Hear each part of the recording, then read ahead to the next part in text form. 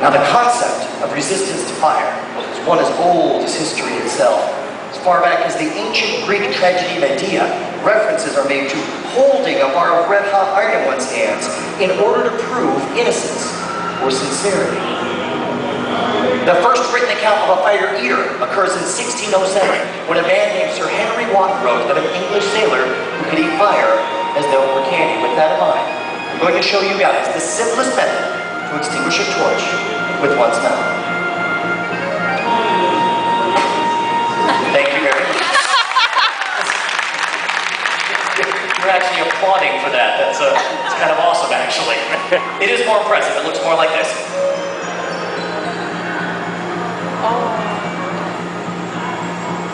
There we go. Now, the first commercially successful fire-eating act was written and performed during the 1680s by a Frenchman known only by the name of Richardson. Richardson was renowned not only for his ability to swallow flame, but also for the apparent affinity he would display for it. By the 1800s, we come to a time that some people call the golden age of fire eaters, a time when the focus of fire eating shifted away from the tolerance of the heat and the flame, and instead it moved towards the artistry and skill with which one manipulated.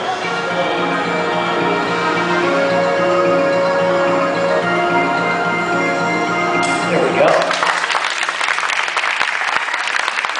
By the 1920s, the popularity of fire eaters had taken a nosedive. In fact, Harry Houdini of all people, he called fire eating an art over which oblivion threatens to stretch her darkening wings.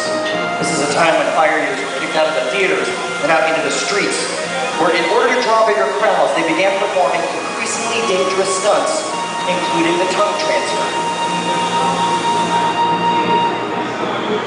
Or perhaps eating twice the flame at once. It's a lot of fire. All right, here we go.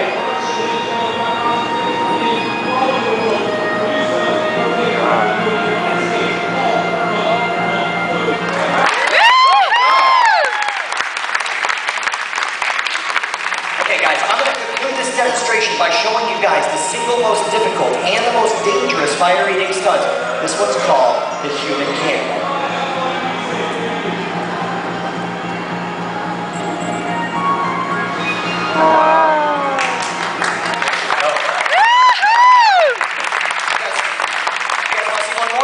Yeah. I don't care, you're the dumbass with those sticks. The reason I ask is a few years back I wrote this book on fire eating and I discovered a combination of tricks that has become my favorite thing to show people. Check this out.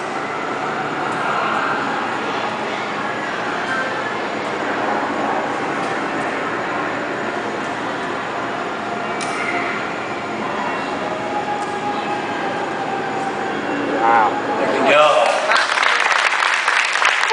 All right, folks, once again, my name is Brian Brushwood. I specialize in doing stuff that is strange and unusual